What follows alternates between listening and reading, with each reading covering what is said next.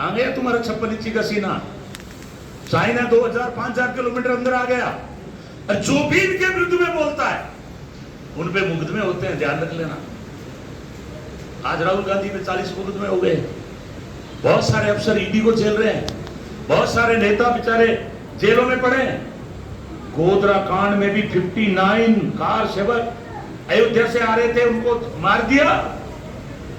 शंकराचार्य ने कहा है कि मोदी जी आपके हाथ हमारे जो राम के भक्त हैं उनके खून से सने हुए हैं। मैं नहीं कह रहा हूं, शंकराचार्य कह रहा है। अभी एक कवि मुक्तेश्वरानंद शंकराचार्य उसने कहा है कि अगर पहलगाम में पुलवामा में आतंकवादी चिन्हित नहीं होते, पकड़े नहीं जाते, तो ये माना जाएगा कि ये काम सारा जो है मोदी स्वयं करा रहे हैं। मैं नहीं कह रहा हूं, शंकराचार्य कह रहे हैं। इसलिए मैं कह रहा हूं, ये मेरे दलित पिछड़े वर्ग के लोगों, आप इतिहास उठा के देख लो, बड़े बड़े विद्वान हुए, लेकिन आपकी अछूतपन पिछड़ेपन के बारे में किसी विद्वान नहीं बोला है, कोई विद्वान नहीं बोला। मात्र एक डॉक्टर अम्बेडकर आए, हजारों संविधान, हजारों विद्वानों के सामने अकेला खड़ा हो जाता है और वो सूर्य की तरह है। आप सोचिए, आज हमारी विधानसभा और लोकसभा में छुआछूत पे बात नहीं होती है, पिछड़ापन पे बात नहीं होती है। कुंभ में लोग मारे गए, उस पर चर्चा नहीं होगी। दिल्ली में ट्रेन में कितने लोग मर गए, उसकी चर्चा नहीं होगी। और बीजेपी के राज्यसभा का एमपी कहता है कि जो पहलगाम में घटना हुई उन महिलाओं में दम नहीं था, जिनके हस्बैंड मर गए उन महिलाओं को लाना दे रहा है कि उन महिलाएं जो वीरांगना है वो सही नहीं थी, अन्यथा मारते नहीं। अब बताइए, धनाधन AK-47 से गोलियां चल रही है। मोदी जी अगर आप होते तो क्या कर लेते? आप पंजाब से वापस कैसे आ गए थे जब चन्नी मुख्यमंत्री था कि मुझे वो भी मार देते? आपके पास में सेना है, आपके पास में आईपी है, आपके पास सारी सुरक्षा है, और आज आप महिलाओं पे आरोप लगा रहे हो। और यदि कोई इनके विरुद्ध में बोलेगा तो ये उसको देशद्रोही की घोषणा करते हैं। इसलिए मैं आपसे आग्रह कर रहा हूं साथियों, आज हम इस भवन में बैठे हैं, ये भवन डॉक्टर बाबा साहब की देन है कि उन्हें हमें संविधान में ताकत दी। लेकिन बाबा साहब ने एक बात कही थी कि मुझे पढ़े लिखे लोगों से बहुत डर है। 51 आदमी भेजे अमेरिका पढ़ने के लिए, भी वो भी पढ़ के आएंगे, लेकिन 49 आदमियों ने यहां से जातिवाद से परेशान होकर के शादी करके वहीं रुक गए।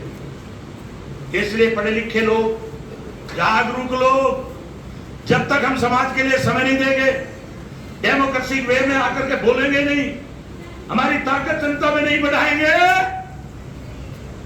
तो फिर ये नकारा लोग, बेईमान लोग आपको पूछेंगे नहीं। इनके हथियार बहुत लंबे हो गए हैं। 10-10 हजार लोग सोशल मीडिया पे बैठे हैं। अब मैं भाषण दूंगा, अगर मेरा लाइव कोई चलाएगा तो खटाखट मेरे विरुद्ध में वो आएंगे प्रतिक्रिया, जैसे कोई मैं देशद्रोही, क्योंकि उन्होंने बिठा रखे हैं। इसलिए मैं आपसे आग्रह कर रहा हूं कि इन्होंने पूरे देश में हिंदू मुसलमान का दंगे फैला दिए, आपका ध्यान डाइवर्ट कर दिया, और जो साधारण आदमी श्रम जाति का गरीब, उसको तो लगा दिया कि तुम मुसलमानों से झगड़े करो। सोशल मीडिया के माध्यम से रोजगार खत्म। 2 करोड़ का मतलब है आज 10 साल के अंदर 20 करोड़ रोजगार होने चाहिए थे, और हमारा SC ST OBC का आदमी तो सरकारी नौकरी से जिंदा था। और मैं मानता हूं कि यहाँ जितने भी बैठे हैं, आज भी अगर सरकारी सेवा में है तो हम कोई भी सम्मेलन करते हैं तो वो चंदा वो ही देते हैं। कहाँ है हमारे पास में बिजनेसमैन? कहाँ है हमारे पास में बहुत बड़े आड़तीय, बड़े बिजनेसमैन? ये राहुल गांधी खुद बोले हैं, उन्होंने कहा कि बताओ जितने भी बड़ा आपका सिस्टम है उसको मात्र 5-4 लोग पूंजीपति चला रहे हैं, कितने लोग दलित और OBC के लोग वहां बैठे हैं? कोई उत्तर नहीं दिया है। ऐसी बात जब पार्लियामेंट में बोलते हैं तो उनका माइक बंद कर दिया जाता है। इसलिए साथियों, मैं ये चाहूंगा कि हमारे समाज को आप मुख्य धारा से जोड़ने का काम करो, हमारे जिम्मे पर है। बाबा साहब बोल के वापस नहीं आएंगे। बाबा साहब ने कहा मुझे पूछने की जरूरत नहीं है, मुझे पढ़ने की जरूरत है। अंधविश्वास छोड़ दो। ये जो अभी सत्ता में बैठे हैं, अभी आपको पता है परसों अहमदाबाद में घटना हुई, अभी पवार साहब ने अच्छा किया कि हमारा मौन धारण करवाया। वो क्या बोले गृह मंत्री जी? वो कह रहे तो भाग्य में लिखा हुआ था, इस एक्सीडेंट को तो रोक नहीं सकते थे। अब मुझे बताओ, देश का गृह मंत्री जो तड़ीपार रहा है, पता है तड़ीपार उसको किया जाता है, मजिस्ट्रेट करता है जिले से बात, जो बहुत बड़ा अपराध करता है। इसलिए मैं आपसे आग्रह कर रहा हूं कि जो गृह मंत्री कह रहा है ये तो भाग्य विधाता ने लिखा है, तो फिर आप लोग क्या कर रहे हो यहां बैठे? भगवान के भरोसे ही अगर इस देश को चलाना है तो फिर गृह मंत्री की, प्रधानमंत्री की सरकार बनाने की क्या जरूरत है? जिस दिन इस देश के अंदर जातिवाद खत्म होकर के और अम्बेडकर काल आ गया, उस दिन ना सड़कों पे लाखों लोग सड़कों पे निकल जाएंगे इनके पत्ते लेकर। 700 किसान शहीद हो गए। मांग क्या थी पता है आपको? पवार साहब, मांग तो आपकी इतनी थी भी 3 कृषि कानून है वो वापस ले लो, और तो कोई मांगा ही नहीं। 700 किसान शहीद हो गए। मैं पंजाब और उत्तर प्रदेश के लोगों को धन्यवाद देना चाहता हूं। मैं विधायक था, मैं भी लेकर के गया था शाजापुर बॉर्डर, और मोदी को झुकना पड़ा और झुक करके वो कानून वापस लेना पड़ा। इसलिए बाबा साहब ने गांधीवादी तरीके से, अहिंसापूर्ण तरीके से आप आंदोलन करिए, लाठीचार्ज मत होने दीजिए। लाठीचार्ज होगा तो अपना भाग जाएंगे।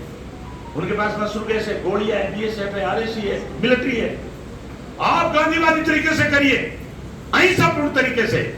अगर आपके क्षेत्र में कोई बड़ी प्रॉब्लम है, आप आंदोलन खड़ा करो, हजारों लोग सड़कों पे आएंगे।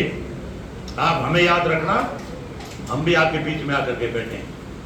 आपको इनको सबक सिखाना पड़ेगा कि डेमोक्रेसी के अंदर जब तक आप जनता के हित के निर्णय नहीं लोगे, हम चुप बैठने वाले लोग नहीं हैं।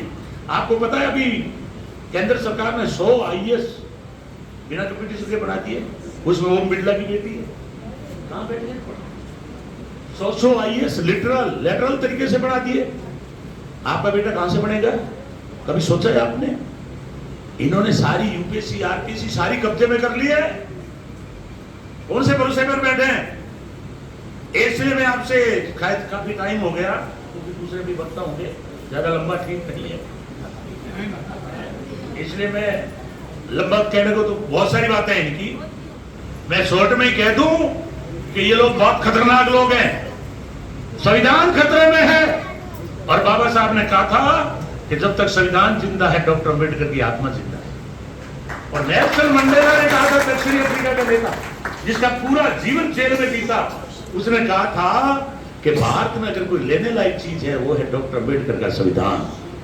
इसलिए साथियों, हम लोग भी कई बार मैं देखता हूं कि नौकरी लगती है जागरण लगाते हैं, तो बाबा साहब ने एक शब्द कहा है, उसी में समझ लेना, पढ़े लिखे लोग हैं।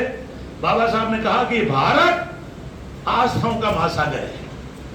यहाँ पत्थर पूजा जाता है, मूर्ति पूजी जाती है, गोबर पूजा जाता है, मूत्र पिया जाता है, लेकिन इंसान के इंसान में इतना फर्क डाला हुआ है कि एक दूसरे के साथ रोटी खाने के लिए तैयार है।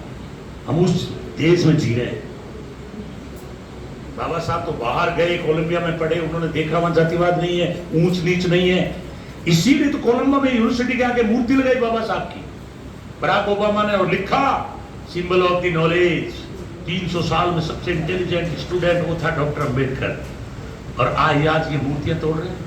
130 देशों में बाबा साहब की जयंती मना रहे हैं, लेकिन हम लोग जब तक कानून को नहीं पढ़ेंगे हमारी जीत नहीं होगी। साथियों, मेरी बच्ची अभी एलएलएम के बाद में इंग्लैंड गई थी, मैं उससे पूछता हूँ, टेलीफोन पे बात करता हूँ, वो कहती है पापा यहाँ सारा काम कानून से होता है। कितना ही बड़ा वहां लॉ है, हर आदमी आकर्षित होता है कि वहां जाकर के पढ़ाई करें। इनके सबके लोग विदेश में पढ़ रहे हैं बच्चे इनके, और नीचे हिंदू मुसलमान पे दंगे करवा रहे हैं। इन लोगों ने संविधान बनते ही संविधान को समझ लिया, इसलिए पूरे संवैधानिक सीटों पे कब्जा कर लिया, और हम वही पूरी रटाई बातें पढ़ रही है।